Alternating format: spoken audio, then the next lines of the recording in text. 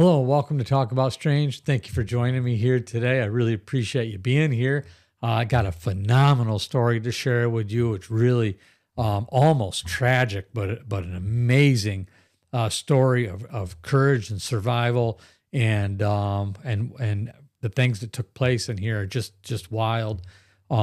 This comes from Sabrina. Sabrina, if you're watching, thank you so very much for having the courage to send this in to us. We all really appreciate it. And thank you for taking so much time to do such a beautiful writing of this. I'll do my best to represent and share this, but an amazing story. You guys are going to really enjoy this. This is the first time. It's 5:33 and I go live at 7. So I'll be getting ready to go live in 1 hour from now. So I got to get moving on this and get this shared with you guys. It's the first time I've been able to get in the office because I've been out working on my siding. I can't stand winter, but I almost can't wait to be able to stay in here and really get sharing some of these stories with you guys that people have been sending in. I got a lot of them. I just shared that one earlier in the week. If you guys haven't seen that, you're going to want to go check that out. His dog saved him. That's how busy I've been. I don't even know the name of the story. And I put it up. Retired military dog saves his owner saves his best friend from a dog man attack. They were out in the woods and just had a vicious attack. But here's just a heartwarming story about man and his man's best friend. These two worked together in the military, which is phenomenal. How awesome is that? He had an unfortunate incident and had to retire, but his dog retired with him, and they're living out their life. Well, they were. This has been a while ago. Unfortunately, Boomerang is gone now, his dog, but what a phenomenal story. If you haven't seen that, go check that out. You will love it. And this one here too that I'm getting ready to share right now. I just on a personal note, don't forget to stop and smell the roses, right? The weeks, it seems like every Sunday, like it's Monday, then it's Sunday. It's like, holy cow, where does the week go, right? It's crazy. So make sure you get out and enjoy and have fun, and make sure you see your family and tell everybody you love them. It's just so important to take the time to enjoy life. So anyway, and enjoy these stories. All right. So let's get started on this one. I think you guys are going to really enjoy it. Oh, one more quick thing. So my wife and I, on Sundays mornings, not every Sunday, but most Sundays, her and I go to Goodwill together. Goodwill, we call it Goodwill hunting. And so I picked up something really cool there that I was shocked. I thought would just be a common thing. So here, I'm going to switch you over. I'm going to show you this. All right. You see what I did there? That's not what I got at Goodwill, but I took one of my shirts and put it there for you to see. This is one of my Evolution of Production studio shirts. So I wanted to show you this. Have you guys seen this? This is a bar of soap in a tin can. It's brand new. It's, hold on. Let me see if I can see the name on there. Kind of hard to see. Archie something. I can't see the last name. Anyway, Bigfoot soap. Me sorry. Me so stinky. I thought that was really neat. We got looking into it. We found one online and it said it's really rare and they're all out. I was really lucky to get there, but it's so rare. I told my wife, I said, we might have to sell that and invest it back into the studio so I can share more stories.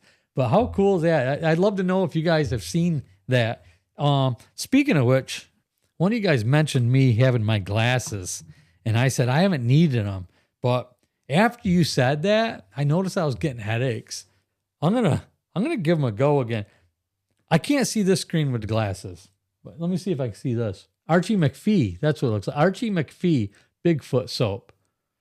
Pretty neat stuff. I bet you guys have seen it around. I've never seen it before. How ironic that I can see this screen better without my glasses than I can with my glasses. Go figure. Anyway, all right, let's go. Let's get going on this one. Bigfoot saved me from a vicious attack. Hello, my name is Sabrina. It's my real name and you are welcome to use it. I am 32 years old and a personal trainer. I now live in Florida because of the events I'm about to share with you. I was born in Seattle, Washington, but grew up in Skagit County. You may have heard of Mount Vernon or maybe even these fun facts. When I was really young, I remember seeing a film crew in the town of Concrete when they were filming that really creepy movie, The Ring. Talk about creepy. I remember that. That was horrible. Whew. They also filmed part of a movie called This Boy's Life with Leonardo DiCaprio somewhere near Skagit. I don't remember exactly where that one was, but it really doesn't matter. I think I remember that one too. I hope you don't mind me giving you a short synopsis of my life. It may explain why I'm still alive. Growing up, I was a little on the heavy side. That wasn't until I reached middle school where I joined in on every sport I possibly could. I even tried cheerleading but preferred playing on the team. By the time I finished high school, I knew I wanted to go to college for physical therapy and possibly continue on for my DPT for sports therapy. But of course, I had to meet a really hot guy named David instead. He was a few years older than me, and my father hated him, mostly because he didn't want me getting distracted by some guy. But I was a young, lovesick fool and didn't want to be told what to do. I raised 3 daughters. I know exactly how your father feels. Only a few weeks into the relationship, David started getting really obsessive and bossy. All of a sudden, I wasn't allowed to hang out with my friends or tell my parents about anything we were doing or places we were going. When I tried to talk about college, he shut me down fast and hard. So one night I told him that it wasn't working out, and he slapped me so hard across my face, I almost passed out. It scared me shitless, so I lied and told him I was sorry, that I just wanted to find out how much I really meant to him. He said he was sorry and that we would always be together. He tried to get me to stay with him until the bruises on my cheek healed up, but my father demanded that I get home or he was going to call the police. So David dropped me off and said that I'd better tell them that I'd fallen down or else. Well, good luck getting that over on my overprotective father. For real. As soon as he saw my face, he chased David down and beat the crap out of him. He told him if he ever came near me again, he would put him in a hospital before having him arrested. Needless to say, David stopped coming around. But every once in a while, he still tried to call me, and I even saw him sneaking around while I was out with my friends. My parents didn't waste any time helping me get enrolled and off into college. They even hired a bodyguard to stay close and keep an eye on me until we were satisfied that David wasn't going to try to follow me. I never saw him, not one time, the whole time I was in college, but I only stayed long enough to get my bachelor's degree. I just needed a little break from it for a while, and I fully intended on going back to get my doctorate. So I returned home and had all but forgotten about David and figured he must have moved on by now anyway. It was really nice to reconnect with some of my friends, though some were still in college and others had moved away. But my bestie was still there and even helped me get a job at a local athletic club. Within a few weeks, I started dating one of the other trainers. He was super nice and a true gentleman. I'd been working there for about 6 months when one day I glanced over at the lobby window, and for a moment I was certain I saw David looking in. It sent a cold chill right down my spine. I looked back and he was gone. A friend at the desk asked me if I was okay. She said I looked pale. I just said, yeah, I'm fine, thinking it was just in my head or somebody that looked like David at a glance. After that, I kept seeing him at different times and places, but never long enough to be 100% certain it was him. I really thought it was just my brain playing tricks on me. I told my father about it, and he said he would look into it and see if he was still even living in the area. Then, just like that, I stopped seeing him. There are quite a few wilderness trails around Skagit County, and my friend and I ran them all at one time or another. Sometimes, if she didn't go, my boyfriend would. But this one particular day, against my better judgment, when neither of them could go, I chose to go alone. I drove out to one of my favorite spots for the scenery in the South Cascades. No one else was around, so I did some stretching for a bit and then grabbed my hand taser and set out. Yes, I do carry a pretty serious taser. My dad bought it for me for my birthday. I wanted a dog. I'm sure you did. Anyway, I started out with a jog to warm up before going into a full sprint. I just love the feeling I get while running through the trails. I like to imagine myself a deer running through strong and free. Everything speeds up as you zoom past the trees and branches. Your heart starts pounding as you're running up and down the hills. Sometimes it literally feels like you're floating, especially when you break over a small hill. It makes me feel so alive and free. I run until I feel like I'm starting to lose my balance and then slow down to a walk for a while until I recharge, and then I do it again until I get to my favorite resting area with the most spectacular view. Then I take my time jogging back. Only this time I was standing there admiring the view when out of nowhere it smelled like someone opened the lid to hell's dumpster. The smell was so awful I pinched my nose and said, "Shoo-wee, oh my God, that's awful." I looked around for something dead but didn't see anything. It was so bad I had to skip my mid-run stretches and just started jogging back. When I was clear of the smell, I stopped and did a few stretches. That's when I started to get this uneasy feeling of being watched. I just shrugged it off and started jogging again, but only took a few steps before hearing a few sticks breaking loudly in the woods. I stopped quick and listened, but didn't hear anything else. I was starting to worry that a bear or maybe a mountain lion was starting to stalk me, so I pulled out my taser and held it in my hand, then began jogging again. But this time I was really trying to watch my surroundings. I was only about a third of the way back when out of nowhere, David stepped out onto the path in front of me. I quickly stopped and put my hands out towards him and said, "Whoa, what the hell, David? What are you doing here?" He said, "I just want to talk to you." I said, "No, we don't have anything to talk about." He smiled and tried to tell me how good I look. I said, "Dave, listen to me. I don't want to talk. Just let me pass." He looked at my hand and asked what the taser was for. I said, "I don't know," as I looked around. "You tell me." About that time, I smelt that awful smell again. He smelt it too and said, "What the F is that?" It was strong, and he instinctively put his hands over his mouth and nose while looking around for the cause of it. When he did that, I turned to run back the way I'd came. But I wasn't fast enough, and he grabbed me by the back of my shorts and pulled me down. I fell forward on my hands and dropped the taser. I started screaming at him to stop, but he pulled my shorts and underwear down to my feet. I kept kicking at him and asked what he was doing and why. He just kept saying, "I just want to talk to you." I asked him again. I said, "Why?" And he said, "I'm going to make you love me again or I'll kill you and kill myself." Wow, this guy's sick in the head. Holy crap. I kept fighting and managed to spin around on my back. So when he climbed on top of me, I grabbed his ear and tried to rip it off his head. But he knocked my hand away and smacked me in the face 2 or 3 times as he continued trying to have his way with me. I looked around and found my taser and lit him up as hard as I could possibly squeeze that trigger. I don't know if the battery was low or what, but it did manage to get him off from me long enough to get up and run. Only I still ran in the wrong direction. At this point, I was half naked and my sports bra, was half torn. I only had one sneaker and had to kick it off the first time I got so I could get away. I had to kick it off so I could run. Otherwise, he would have never caught me with both my shoes on. I ran back to the rest area and he was close behind me. I felt him grabbing at my arm, but I was so sweaty his hand slipped off. I tried to stop fast and slip around him so I could run back to my car, but we were still miles out in the woods and I needed to get my shoes.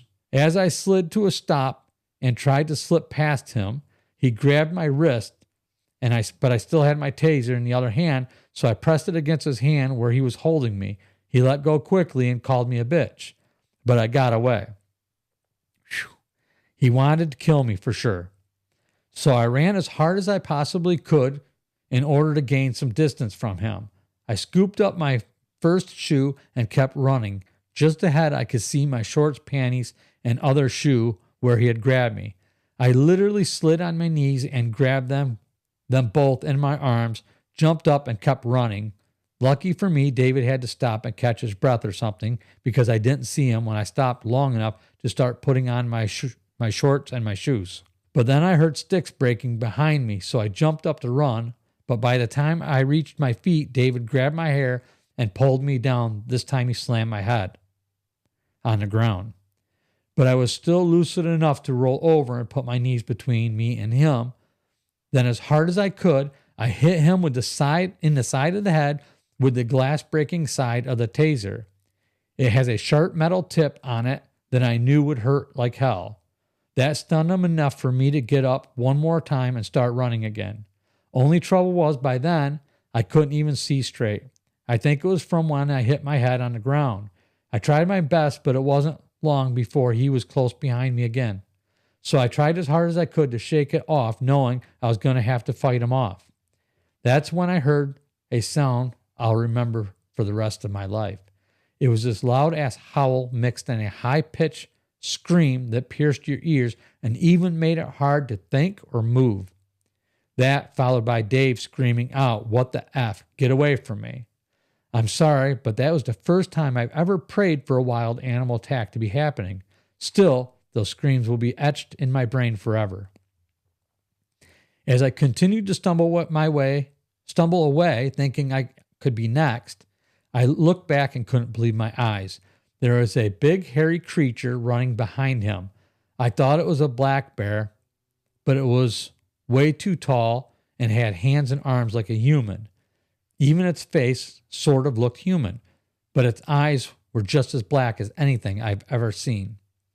He or it was reaching for David. He kept hollering, "Get the F off me," but it just kept grabbing at him. I kept going, eventually stopped hearing both of them. When I got to my car, I jumped in, locked the doors, and drove off, looking in my rear view. As soon as I was far enough away, I called my dad, told him what happened. He said, "Come straight home and he's going to call the police." The police and the feds showed up. They said they searched everywhere and didn't find anything other than a few tracks that could have belonged to anyone, and then questioned me like I was on drugs. They said they would keep an eye open for David and told my father that I probably had some sort of a psychotic breakdown or was making it up for attention. Typical, right? But he knew me better than that, and I knew exactly who saved my life that day. I did some research and found out there are several eyewitnesses that have seen the legendary Mount Vernon monster, aka Bigfoot. Most people are scared of him, but as far as I am concerned, he's a hero. Even if it was just a coincidence, David would have killed me that day. If not for the MVM, I might have become a lost pile of bones in the woods. For real. Things were never the same after that day. My boyfriend had family in Florida, so we decided to move here for a while. It's been 10 years. We got married and have 2 kids. He is still a perfect gentleman and my sweetheart. My parents couldn't get me to move back, so they moved here too. I miss running through the forest, but the beach is a good trade-off.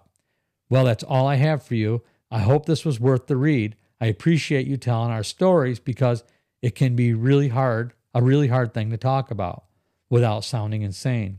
I'm glad there are communities out here like you that are open-minded enough to listen and not just judge. If you want, maybe someday I'll write you about some of the reoccurring dreams I've had ever since that day. Yours truly, Sabrina. Man, you guys, whew, wow, the stories that you guys send me. I mean, oh my God, that was incredible and just heart pounding. Man, I don't know what happened to this David, but good riddance. I mean, wow, this guy's sick in the head. I mean, he sounds like your typical serial killer. Horrible, sick person. But thank God you survived that attack because that could have been horrible. And I'm so sorry to hear what you went through, what you had to endure. And then on the second part, I'm really glad that you met such a wonderful person and ended up continuing and having such a wonderful life, because those sorts of traumas destroy people. I mean, they really do. They can just scar your life forever. And I'm sure you do have scars, deep scars, but you sound like just a really strong individual who's been able to really live through that and carry it as a badge of strength and move forward and live your life. And listen, nothing for nothing, but overprotective fathers are great, right? It's better off to have an overprotective father than a father that doesn't really care. So anyway, yeah, that's an amazing story. Guys, thank you for watching. I hope you enjoyed that as much as I did. Make sure you put some comments on there for Sabrina. Great stuff. I'll get back in here as soon as I can. In fact, 6:18. I will see you at 7 o'clock. If it's Sunday when you watch this, 7 p.m. Eastern Standard Time, we do our live show. I stuttered. 7 p.m. Eastern Standard Time. It's hard to say for me. We do the live show every chance I can. Sometimes I miss it, but usually I'm here. So don't forget to check that out. That's where we talk about all these stories. Sometimes I'm so busy, I don't get to get into the comments. I try to read through them, but it takes a while to try and reply to them all. So get over here for the live show so we can talk about it, and you have questions, I can answer them. And that's it. All right, that's it for now. Thank you again. I will see you again real soon. Real soon.